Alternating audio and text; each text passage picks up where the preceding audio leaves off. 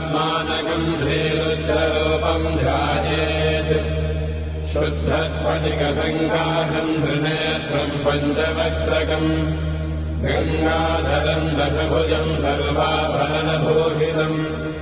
नीलग्रीवम् शशाङ्काङ्कम् नागयज्ञोपवेदिनम्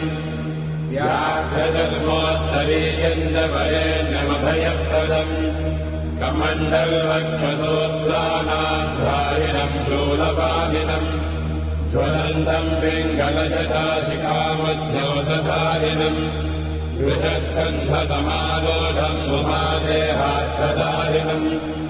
अमृतेनात्मदम् शान्तम् दिव्यभोगसमन्वितम् दिग्देवता समायुक्तम् सुरा